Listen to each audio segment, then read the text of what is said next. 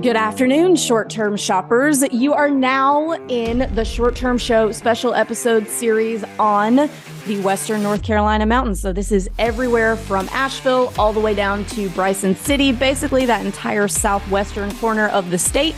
We're going to be doing a deep dive, 10 episodes worth of content on investing in this part of North Carolina. Now, we do have some supplemental materials for you over on our website, things like purchase prices of investment properties in this market, as well as the AirDNA income data. Thank you, friends over at AirDNA.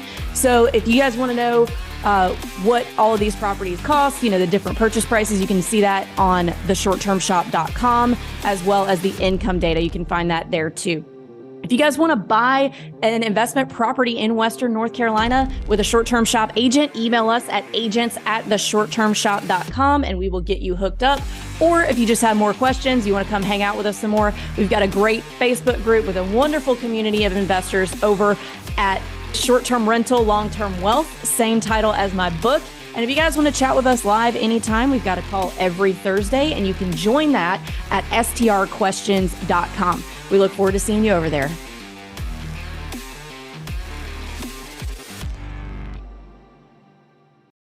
Hey guys, welcome back to another episode of the Short-Term Show special episode series on the Western North Carolina mountains, southwestern corner of the state, not the high country. And today we're talking about calendars and pricing. So a lot of familiar faces here. Jay, we'll introduce you first. Go ahead. Hey, Jay Lawrence here. I am the short-term shop agent out in awesome Western North Carolina, investor out here as well, and looking to help you out. All right. Next, we have Julie McCoy. Julie, you want to introduce yourself really quick? Hey, everybody. I'm Julie McCoy. I'm the sales manager for the short-term shop and a longtime vacationer in Western North Carolina. So happy to help you all out. And last, we have Luke. Don't make faces while we're on Zoom. Carl. The shaman of short-term, Airbnb. Yes, all the titles. Yep. Financially free since 2018. Life is good. I've got a lot of short-term rentals and a lot of experience under my belt, and great to be here. And thank you for having me. All right, so let's talk about calendars and pricing. So first, let's talk about the high season, and we talked about this a little bit in past episodes. So high season is typically March to October-ish, but then November and December are also pretty good, if I'm not mistaken. Yeah, absolutely. And actually, November, December were the best months kind of consistently across the board. So, really? We had a really awesome summer, just on average. But, as it did creep down, like in, the August, September started ramping down, and then just boom, like November, December were significantly higher than July. So that's pretty awesome. Do you think that is more true like around the ski areas or just kind of across the board? Because I know you've got Polar Express, which is like booked out for years, by the way. I tried to look into that for our kids and you cannot get in. Maybe I'll pull some strings for you. But no, I think it has a lot to do with, we do have a lot of retirees up here from Florida, like a lot. And I think a lot of the traffic is people coming up here to visit for the holidays, coupled with all of the, the stuff that you can do like Polar Express. And, even in the areas that don't have winter activities, they still had November, December were awesome for them. So, I think it's more that the people are coming up here to visit for the holidays. That's kind of where I'm seeing it. All right. And Luke and Julie, well, not necessarily not Jay, but Luke and Julie do a lot of education on calendars and pricing. So what is your strategy? We're looking at a 5-week-ish, give or take, depending on the size of the property, lead time average in this market. So let's talk about, calendars first, minimum night stays, maximum night stays, all that.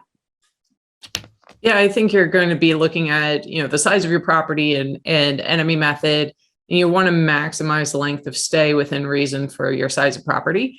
And so be sensitive to the seasons as you're, If you've got a 1 or 2 bedroom property, then you may have more flexibility and be more consistent over the months than if you have a larger property that's a little more tied to holidays and the school seasons.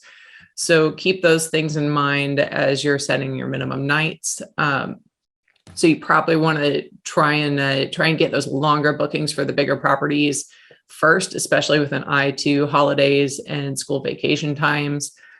Smaller properties, you can be more flexible on that front, but I always like to try and get longer bookings further out, and then fill in the gaps as they appear in my calendar. And Price Labs is a great tool to help with that. Luke, you don't have anything to add? Yeah, I mean, Julie nailed it. A lot of that has to do with size of your property. I think there is a lot of overthinking in that aspect, oftentimes. And let's not forget that you can change those numbers. I think just from a management perspective, it goes back to my early days and when I was trying to decide to be pet friendly or not. And I was sitting there agonizing over it. And eventually I said, you know what? This house already has my very first short term. This house, the floors aren't that great. It's got vinyl floors. And we're dog people. So I was like, let me do the dog thing, $85 extra or whatever it was back at the time. And I did that for a while and I hated it and I agonized over it. And then it did, for whatever reason, it didn't click in my brain that you can just change that and stop taking dogs. Right. And so I was like, wow, I could just change my system. It's basically like a version of getting upstream here. And so same thing with minimum night stay. If it's not working for you, just change it. It's as simple as that, So I would base it on the size of the property. Personally, I'm going to go one night stays on anything under, like a 1.5 bedroom or a 2 bedroom, which in mountain markets such as this are fairly common. And I don't think that's for everybody. I think that one nighters are more work in most cases, and you really need to have your systems in place to make sure you're kind of keeping out the riffraff, if you will. And really all we do with that is just, up front, just set the expectation. And you might want to start like a 2-night minimum on a 2 bedroom or something like that. And then the larger the property, maybe more not minimum night stay. But I think the most important thing to remember there is you can always change that and tweak it based on quite frankly, whether it's being a pain in your rear end or not. Yeah. And I think an important thing, I'm sorry, Jay, go ahead. No, I was just going to add that, in some places like, Bryson City with the Polar Express, there are a lot of people that just drive in from the state, stay one night and then go home, But, you got to examine that and make sure that's, for you. And Bryson City itself is not a party town. So, that aspect you don't kind of have to worry about, but it would definitely be something you would look into for, by area. Yeah. And I think a general rule of thumb is don't allow one night stays by locals, especially if they're last minute bookings. So that's a thing to kind of keep in mind if you're going to play in the one night only space, which there's definitely a place for that. And there's plenty of people who are just looking for a single night without wanting to throw a big party and tear up your place. So knowing your market, this is the better strategy with small properties. I wouldn't do it with big ones, generally speaking. But yeah, there's a lot of flexibility there, and Price Labs is an amazing tool to kind of do this automatically. I've got mine set up so that if you're booking X number of days in advance, then there's a minimum stay that's longer than if you're booking, sooner. And it's also set so that if I wind up with, a 2-day gap in my calendar, then you're still allowed to book those 2 days, regardless of how far in advance it is. So I get to plug the hole. So there are lots of settings where you can, make this work for you. Just because we're talking about all these different nuances doesn't mean that you have to be in there manually adjusting things all the time. You want to pay attention to it, but a lot of this can be automated. Awesome. So in this market, what is your your calendar strategy in terms of how far out you're opening your calendar? So some people do it one way. I've seen people keep their calendar closed until we're like right up on the dates to try and get the highest prices possible for people like scrambling in the high season. What's your guys' advice there?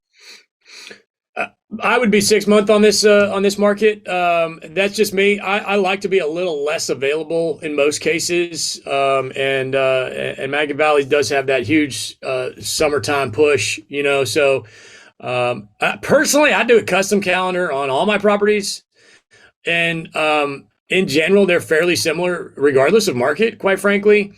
And I think this market is would be the same category for me. I in the springtime would have, all the way probably through, well, it depends on what time of spring. If it's late spring, I would have all the way through end of October, maybe first week or two in November available. I don't know that I'd be willing to book Thanksgiving and Christmas as early as, say, March. I think that's personally a little too early for me to be playing around with that, but no reason to not have those open if you want to. As far as the holidays, the major holidays, but have them super high if you're going to have them open that early. And then I think as far as when, July, August rolls around, I'm probably going to go ahead and open my January and February. Now, of course, we do have skiing here. So you don't have to go as far in advance in this market as say the Tennessee side or somewhere that doesn't have skiing.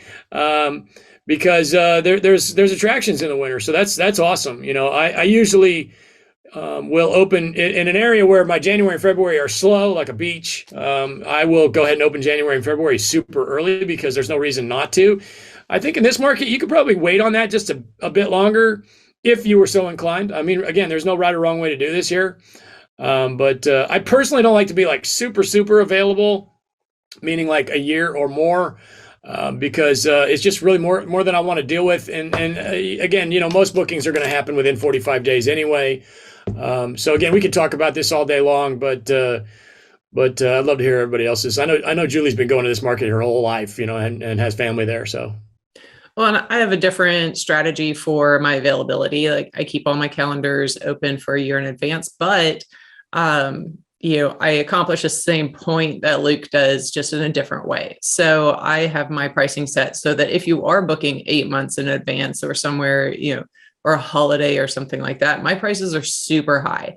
So I'm discouraging people from booking that high. But if they really want it that bad and are willing to pay me extra money, pay me a premium to do it, I'm happy to take the reservation. So when I'm looking at far out bookings, the pricing is high enough that if someone really wants to book, then I'm more than happy to take it. I don't feel like I'm leaving money on the table because it's all priced at a premium.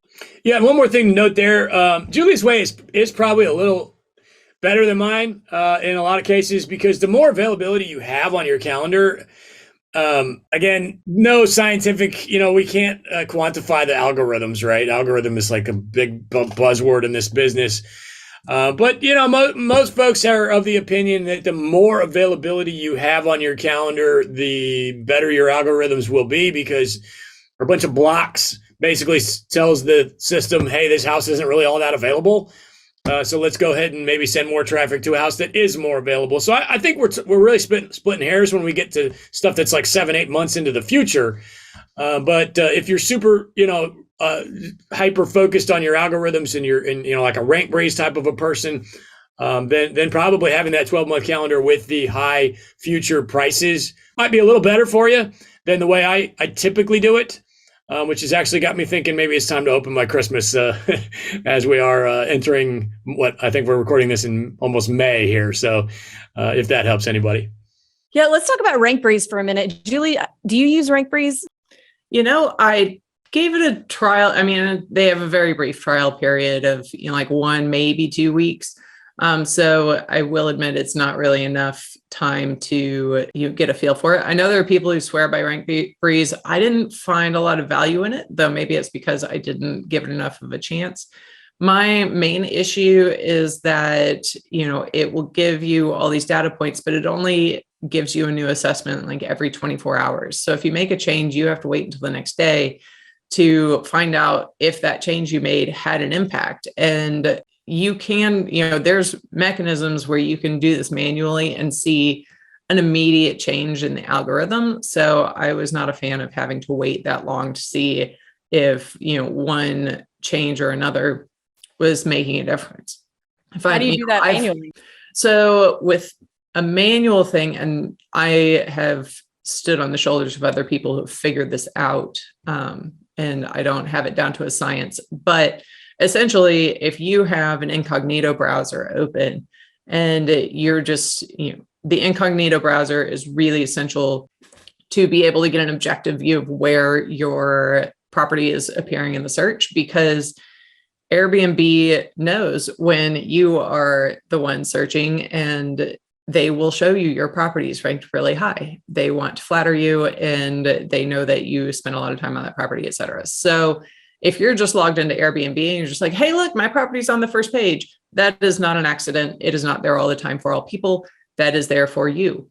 So you need an incognito browser, not be logged into Airbnb, to see where your property actually is in the rankings. And apply some filters, look for a date range that is open and, is a reasonable length of time. If you've got a bigger property, and make sure you set the guest count to be appropriate for the size of property. Don't just have, don't be searching for 2 guests and you're looking at where your 4 bedrooms going to rank. Like, have some basic filters that are appropriate for your property, and, and see where it shows up. This is very time consuming and tedious, by the way. Then in a separate browser, best if it's a different, a different type of browser altogether, then you can be in your listing and actually making changes on the fly. Let me change these photos. Let me change this headline. Let me change some pricing. Let me, tweak my cleaning fee a little bit. Whatever the thing is that you're changing, do that, make that change, close out your incognito browser, open a new one, and do the search again, see what happens. So again, this is very tedious. However, you can see live changes that happen, and 30 minutes of time can get my listing up from page 15 in the dumps into page 3 or 4. Sometimes get it all the way up to 1 or 2. So you just have to kind of keep tweaking it, and that's a great way to do it.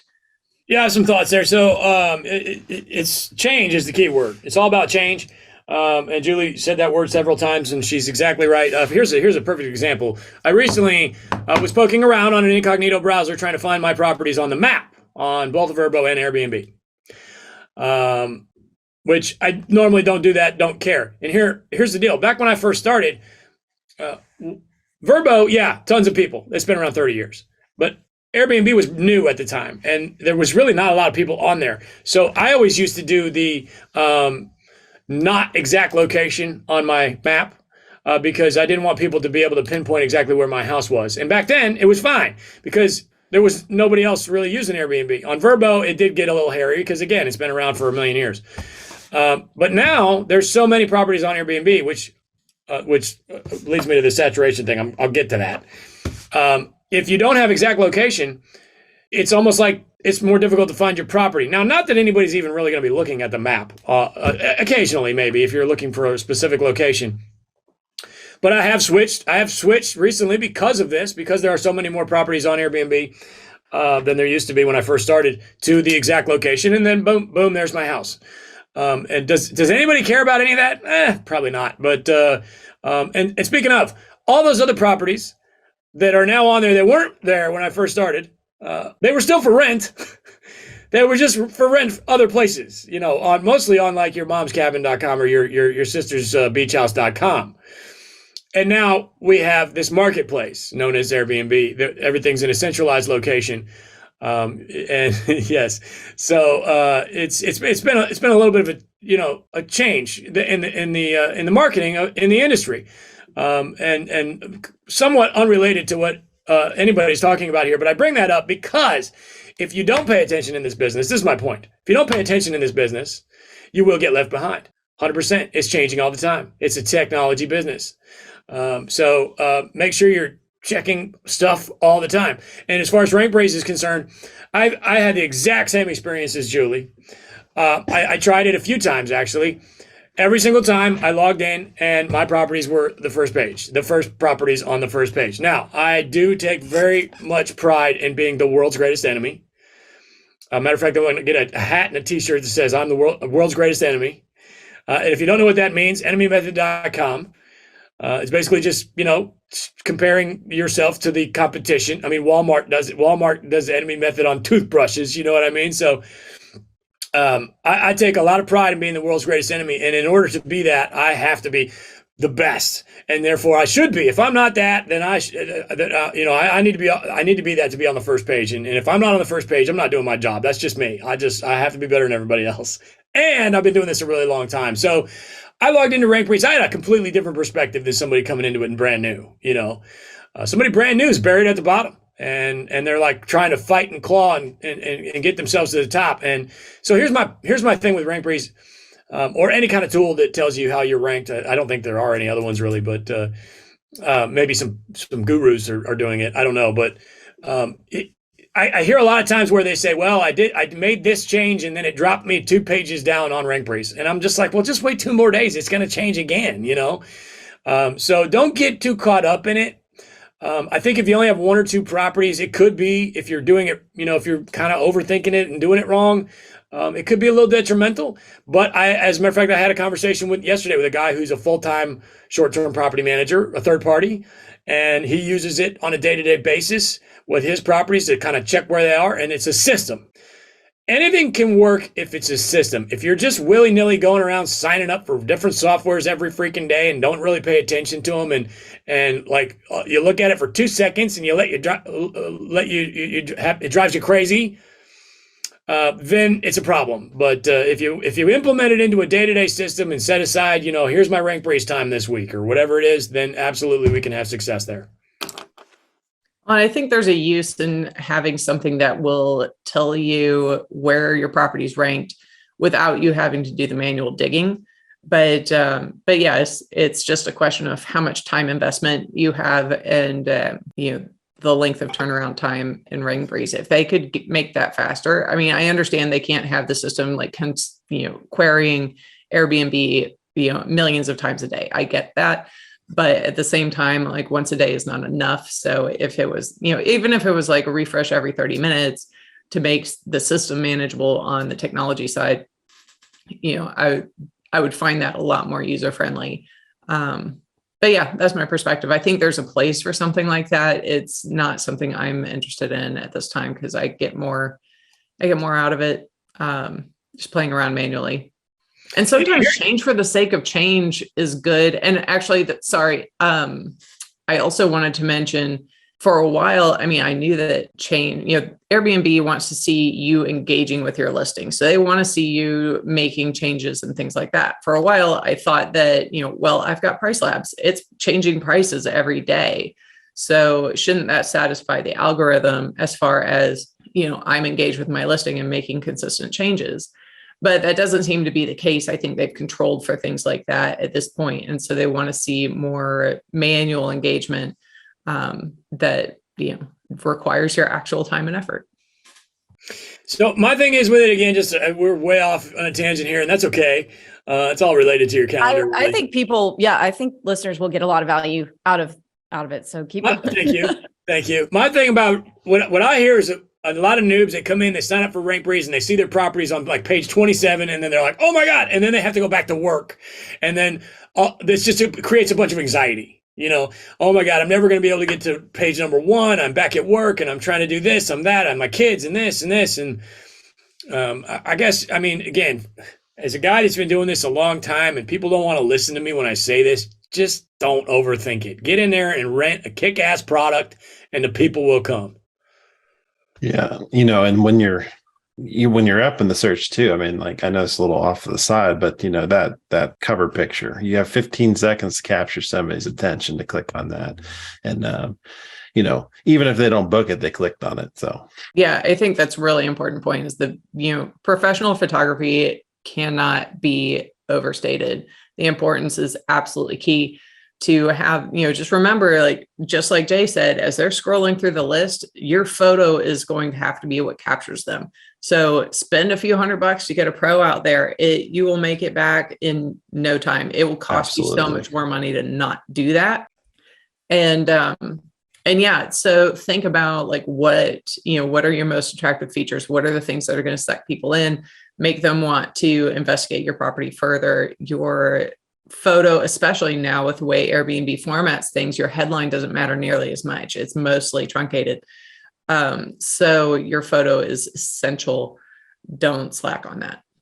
And play around with different ones. Sometimes just making a change there will make a difference. Yeah, that's true. Have the same one, but have one that's twilight. Those twilight shots have been doing really well, especially for like listing houses up here. But I know, Luke, you like to buy the ones with the bad pictures, but that's an Avery thing. I stole that from Avery. You heard that from me. But we're listing. But when you list them, you want them to look good. Oh, I got a great capping off some bad photos. Oh, yeah. I saw one not 2 days ago. Like, I talk about this all the time, and not that everybody listens to me or knows who I am, but this agent definitely knows who I am, and we've done a ton of deals together, and I know that they listen to the podcast. And I always am like, oh my God, why do people not put professional photos on their listings? This agent 2 days ago, it's like, hey, I got this off market thing. He's posting it on Facebook, and he's like, it's not available to the public yet. And I look at it in the pictures. Of course, they want a premium for it. The pictures are terrible. Like a screenshot, not a real screenshot. Like they took their phone and took a picture of their computer screen. I'm like, dude, you've been doing this for at least 10 years.